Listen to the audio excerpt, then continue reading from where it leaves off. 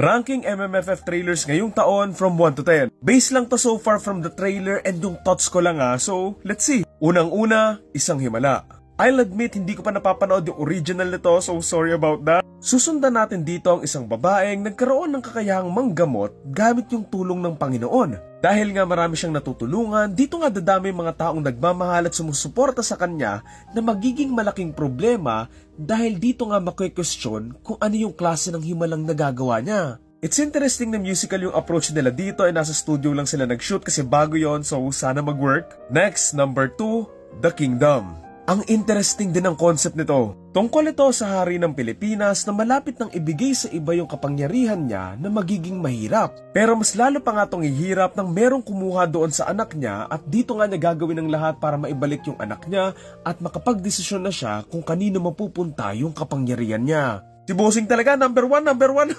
Okay, may top 3 and the breadwinner is... I never thought na medyo mangiyak-iyak ako sa trailer ng isang Vice Ganda movie. Susundan natin dito si Bambi na nagtatrabaho sa ibang bansa para mabuhay yung pamilya niya sa may Pilipinas. Pero sa pag-uwi niya, dito nga siya magugulat nang malaman niyang lahat pala ng pinagtrabahuhan niya ay napunta sa wala. Sa hindi inaasahang pangyayari, dito nga lumalabas na pwedeng makakuha ng malaking pera yung pamilya niya basta't magpapanggap lang si Bambi na tegi na siya. Bilang mahal nga niya yung pamilya niya, dito nga siya magsasakripisyo at magkukunwaring patay para lang mabuhay yung pamilya niya. Ang 4, Uninvited. Paghihiganti na movie, I love it already. Tahimik na namumuhay itong nanay na to kasama yung anak niya pero magbabago ang lahat nang merong mangyari sa anak niya. Sa kanyang pag-iimbestiga, dito nga siya aabot sa isang mayamang pamilya kung saan meron nga silang ginaganap na isang party at sa party na to, dito nga siya pupunta para alamin kung ano yung ginawa nila sa anak niya para makapaghiganti siya sa kanila.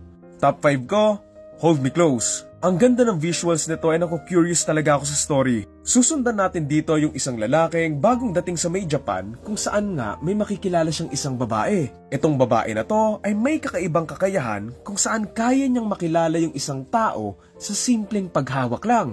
Kaya naman sa kanilang pagsasama, dito nga nila aalamin kung gaano nga ba katotoo itong kapangyarihan niya. Ang 6, Strange Frequencies, Taiwan Blank Hospital. As a fan ng mga found footage films, hindi ko palalagpasin to. Magsisimula ito kay Enrique Hill sa bago niyang game show kung saan may kasama siyang iba pang mga artista kung saan papasok sila sa isang abandonadong building. Sa pagpasok nga nila dito, mapapanood nga natin to gamit yung mga kamerang daladalan nila, pero sa pagpasok nga nila dito, meron pa silang ibang makukuhanan. Sa mga susunod na oras sa loob ng lugar na yon, dito nga nila kakailanganing makatakas at makaligtas bago sila tuluyang mabawian ng buhay. Ang concern ko lang dito ay yung acting and yung overall look ng footage, lalo na kasi found footage nga to.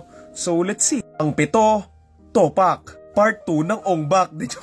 Medyo naaalala ko yung story na to sa may The Purge, pero warehouse version. Sisimula ito sa isang sundalong nagkaroon ng malaking trauma dahil sa gera. Dahil dito, umalis na nga siya sa pagiging sundalo at dito na nga siya magtatrabaho bilang security sa isang warehouse. Pero isang gabi, dito nga may magtatagong 2 tao doon sa loob ng warehouse sa pinagtatrabahuhan niya at dahil mukha naman nga silang mga inosente, tumulong naman siya. Kaya naman sa gabing yon, yung pagtulong na to ang magpapabalik sa kanya sa isang giyera na tinakbuhan na niya dati.